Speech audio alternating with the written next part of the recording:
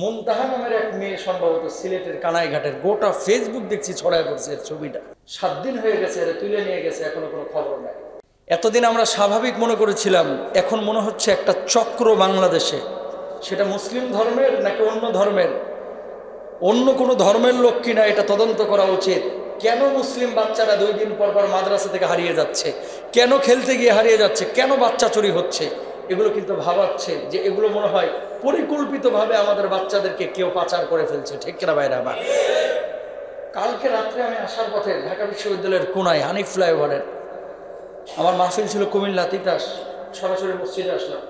2:30 বাজে একটা দৃশ্য দেখে আমার কলিজা কেঁপে উঠছে।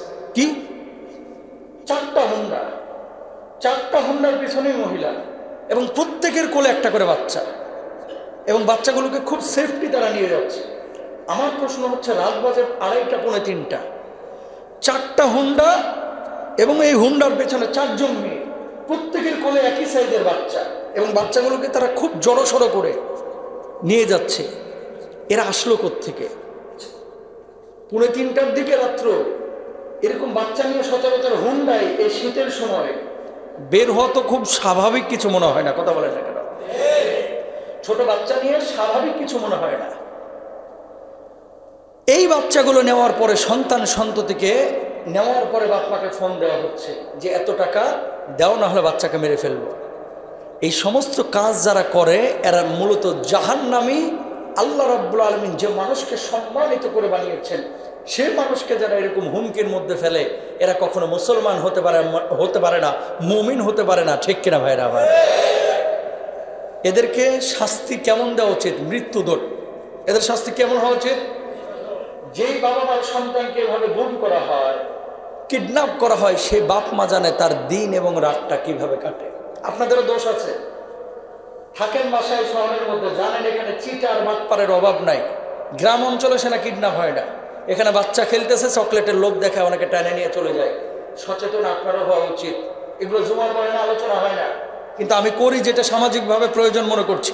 2 দিন পর পর খালি বাচ্চা হারাচ্ছে। কেন? আপনি কেমন বাপ মা? আপনি অফিসে আছেন, আপনার বউ তো ঘরে আছে, তার মানে বউ মোবাইলে ব্যস্ত। কথা বলেন না কেন? তার মানে বউ কিসে ব্যস্ত? মোবাইলে ব্যস্ত। ছোট বাচ্চা বালতির মধ্যে পড়ে মরে যাচ্ছে। প্রতি মাসে 4টা-5টা ঘটনা এরকম পত্রিকায় আসছে। কেন রে ভাই? নারীদের দায়িত্ব কি? ওয়াকারনা ফি বুয়ুতিকুন্না ওয়ালা তাবাররুজাল জাহিলিয়া। নারীদেরকে বাইরের দায়িত্ব আল্লাহ তাআলা কেন দেন নাই? কারণ পরিবারের যে কাজটা, এটা অনেক কাজ। বাচ্চা সামলানো, রান্না বান্না করা, স্বামীর খেদমত করা, নিজের সেফটির জন্য বিভিন্ন কাজকর্ম করা, এটা বিশাল কাজ। তা আপনি সেই কাজ যদি আঞ্জাম দিতে না পারেন, আল্লাহর আদালতে আপনারও কিন্তু দাঁড়াইতে হবে। এই জন্য বউদেরকে বলবেন, সচেতন হও। বাচ্চা হারিয়ে যাচ্ছে আর তুমি খালি দোষারোপ করতেছো। কিভাবে একটা বাচ্চা হারায়? তুমি ছোট বাচ্চাকে সেফটি ছাড়া কেন বাইরে ছেড়ে দিয়েছো?